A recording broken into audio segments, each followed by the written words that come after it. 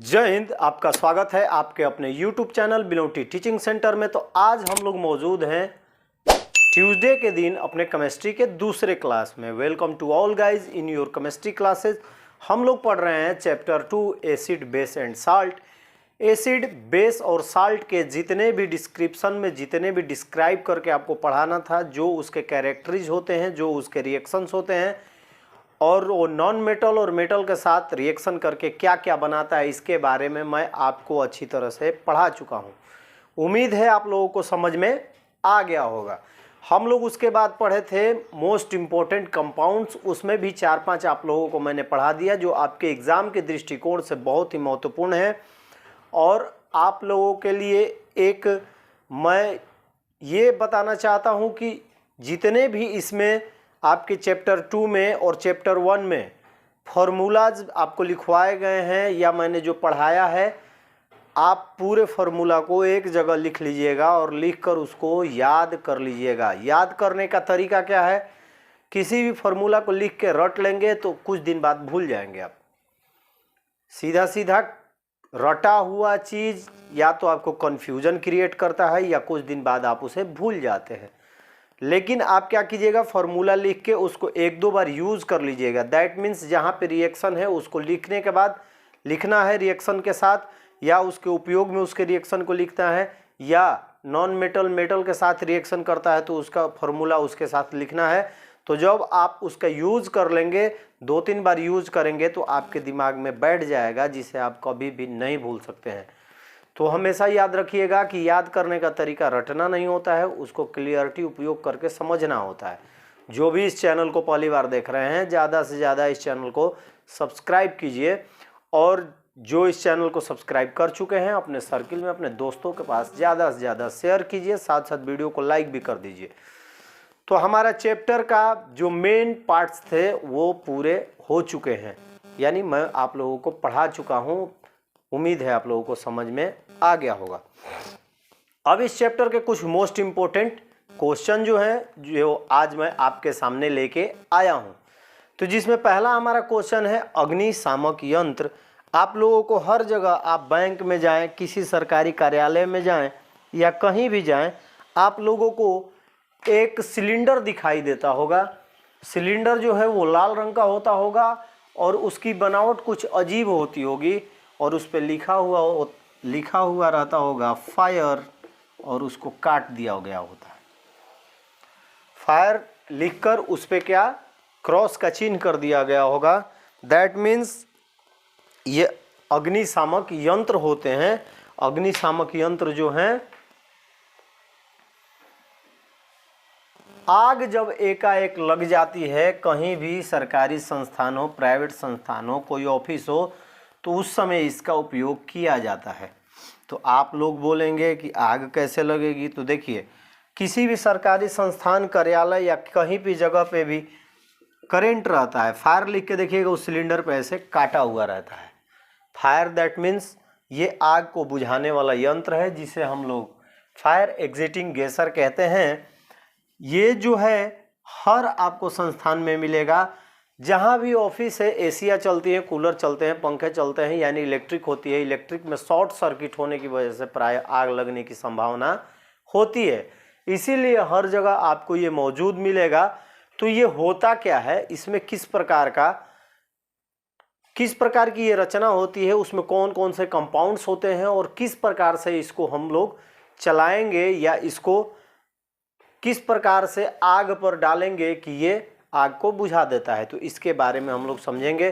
तो सबसे पहले अग्निशामक यंत्र में सोडियम बाइकार्बोनेट तथा सल्फ्यूरिक अम्ल के क्या होते हैं, विलयन होते हैं, जो कि इस प्रकार से रखे जाते हैं कि उसके नीचे एक घुंडी होती है। घुंडी को जैसे ही हम स्टार्ट करते हैं, चालू करते हैं घुंडी को, तो वैसे ही क्या होता है कि सोडियम बाइकार्बोनेट और सल्फ्यूरिक अम्ल परस्पर संयोग करते हैं, यानी आपस में मिलते हैं, तो कार्बन डाइऑक्साइड गैस का निर्माण करते हैं। ये गैस यानी कार्बन डाइऑक्साइड गैस तेजी से उस सिलेंडर से बाहर निकलती है और आग पर पड़ते ही आग को बुझा देती है। तो चलिए एक बार मैंने बोर्ड पे जो लिखा है उसको एक बार देख लेते हैं, समझ लेते हैं, और फिर आप लोगों को एक मैं चित्र बना के भी समझा दूंगा। अग्निशामक यंत्र यानी फायर एग्जिटिंग गैसर, अग्निशामक यंत्र में सोडियम बाइकार्बोनेट तथा सल्फ्यूरिक अम्ल रहता है। आग लगने पर इस यंत्र की घुंडी पर दाब डाला जाता है, जिससे सोडियम बाइकार्बोनेट तथा सल्फ्यूरिक अम्ल परस्पर संपर्क में आकर CO2 गैस बनाते हैं।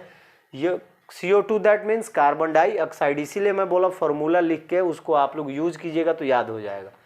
यह गैस तेजी से बाहर निकलकर आग को बुझा देती है। अग्निशामक यंत्र में अभिक्रिया निम्न रूप से होती है।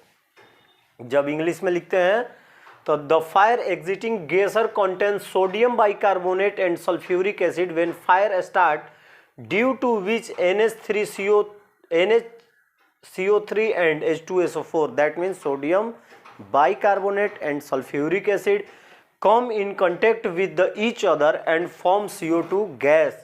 This gas quickly exits geyser the fire by the coming out. The reaction in the fire exiting geyser is as follows. देखिए 2 molecules of sodium bicarbonate and 1 molecules of sulfuric acid जब रिएक्ट होते हैं तो बनाते हैं sodium sulphate, जल और carbon dioxide. जो ये है कार्बन डाइऑक्साइड, यही महत्वपूर्ण भूमिका निभाता है। ये तेजी से आग पर जाकर आग को बुझाता है। कार्बन डाइऑक्साइड जो है, मैंने आप लोग जब दहन पढ़े होंगे 9th क्लास में एम्ब्यूशन, तो उस समय पढ़े होंगे कि कोई भी पदार्थ, कोई भी सब्सटेंस जो है वो ऑक्सीजन की उपस्थिति में जलता है। यदि ऑक्सीजन है तो जलेगा, यदि नहीं है ऑक्सीजन तो नहीं जलेगा। तो जैसे ही हम आग पर कार्बन डाइऑक्साइड डालते हैं तो ऑक्सीजन की मात्रा समाप्त हो जाती है, इसलिए आग अपने आप बुझ जाती है। तो चलिए मैं आप लोगों को एक फिगर बनाता हूँ। फिगर मुझे बनाने आता नहीं, लेकिन फिर भी मैं कोशिश करूँगा।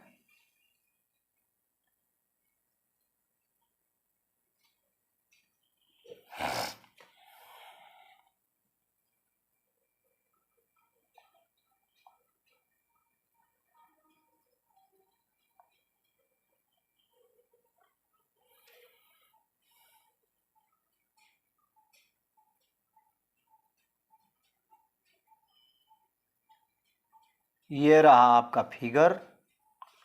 हंसना मत सब, मुझे बनाने, पहले ही मैं बोल चुका हूँ मुझे बनाने नहीं आता है।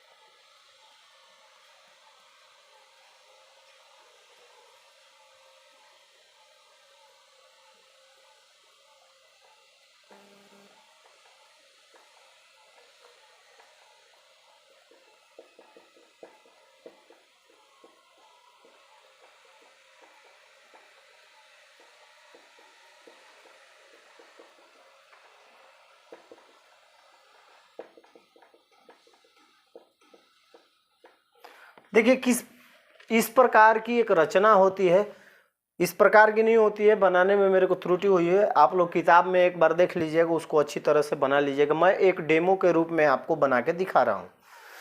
देखिए यहाँ पे एक क्लिप होती है। क्या होती है? क्लिप होती है। जब इसको यूज करना होता है तो सबसे पहले इस क्लिप को हम लोग निकाल देते हैं। निकाल के ये हमारी घुंडी है। ये क्या है? घुंडी है, दैट मीन्स नोब। इसको क्या करते हैं हम लोग? घुमाते हैं। इसमें रहता है सल्फ्यूरिक अम्ल, दैट मीन्स H2SO4, सल्फ्यूरिक अम्ल यानी H2SO, इसको लिख देता हूं इंग्लिश में भी, सल्फ्यूरिक एसिड। ये हो गया आपका H2SO4। इस किस में रहता है? ये बीच वाले भाग में। और इधर रहता है सोडियम बाइकार्बोनेट, सोडियम बाइकार्बोनेट।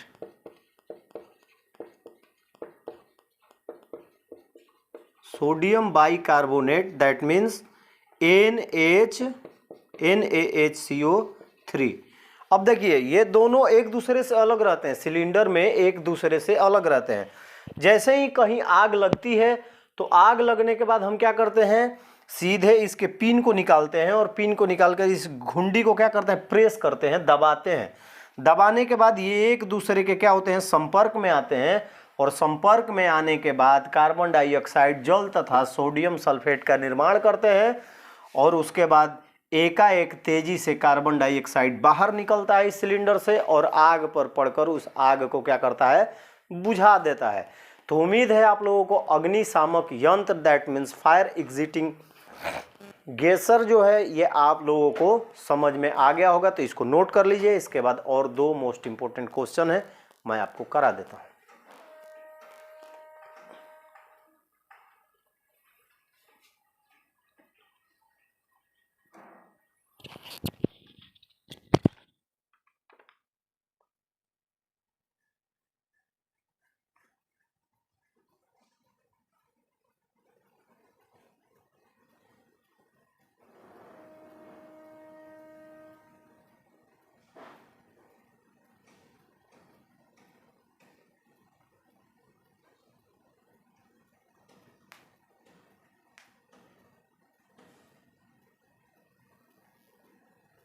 आप लोगों ने अभी पढ़ा अग्निशामक यंत्र यानी फायर एग्जिटिंग गैसर। इसके बाद इस चैप्टर में कुछ महत्वपूर्ण क्वेश्चंस हैं। मैं आपको दो क्वेश्चन और बताता हूं जो कि आपके एग्जाम के दृष्टिकोण से या जनरल नॉलेज की दृष्टिकोण से या जो व्यवहारिक नॉलेज की दृष्टिकोण से अति महत्वपूर्ण है।